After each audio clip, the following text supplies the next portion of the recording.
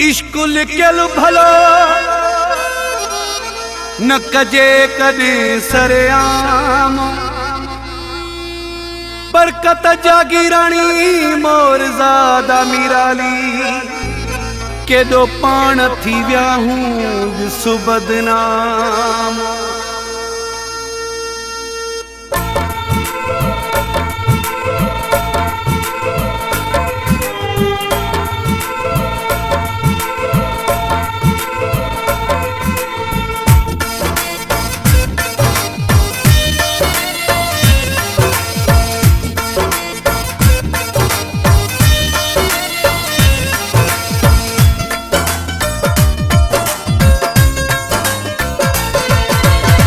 पाण भी बदनाम थियो मूंखे भी बदनाम पियो थी।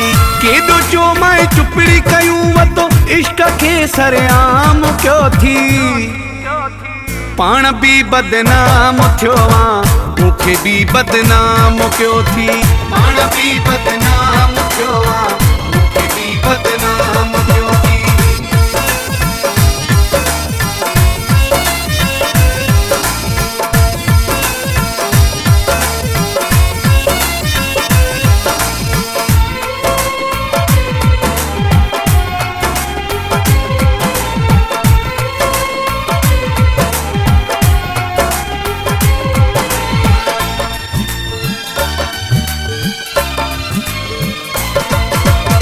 केॾो चो माए कंदन खे भी कन हूंदा थी प्यारा।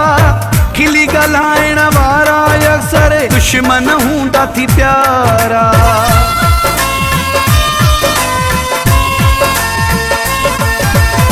केॾो चो माए कंदन खे भी कन हूंदा थी प्यारा। खिली ॻाल्हाइण वारा अक्सर दुश्मन हूंदा थी प्यारा। तू भी सुख सा कोन सुतो मूंखे भी बेआराम कयो थी। पाण भी बदनाम थियो मूंखे भी बदनाम कयो थी। पाण भी बदनाम थियो मूंखे भी बदनाम कयो थी।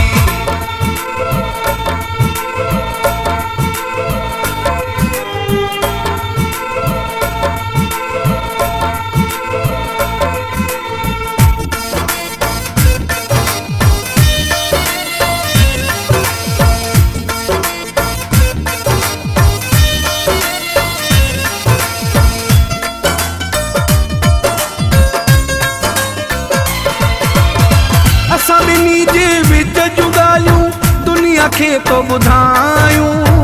अहिड़े ॻाल्हियुनि जे करे ॾिस पाण परे पई आहियूं।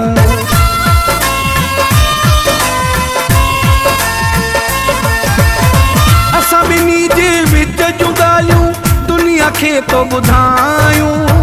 अहिड़े ॻाल्हियुनि जे करे ॾिस पाण परे पई आहियूं। मुंहिंजी इज़त शोहरत खे केतिरो नीलाम कयो थी। पाण भी बदनाम थियो मूंखे भी बदनाम कयो थी। पाण भी बदनाम थियो मूंखे भी बदनाम कयो थी।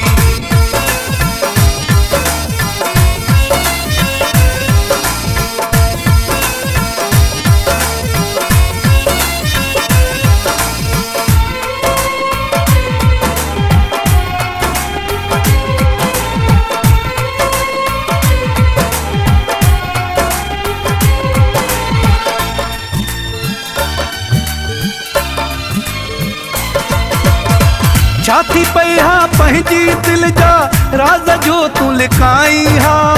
कड़हणी तूं हिक जे दन में ॻाल्हियूं इहे न हुलाई हा।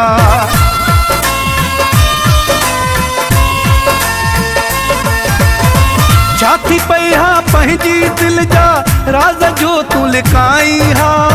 कड़हणी तूं हिक जे दन में ॻाल्हियूं इहे न हुलाई हा। वक्त लाहि सिरो ही असां ज़ुल्म जानी जाम कयो थी। पाण भी बदनाम थियो मूंखे भी बदनाम कयो थी। पाण भी बदनाम थियो मूंखे भी बदनाम कयो थी।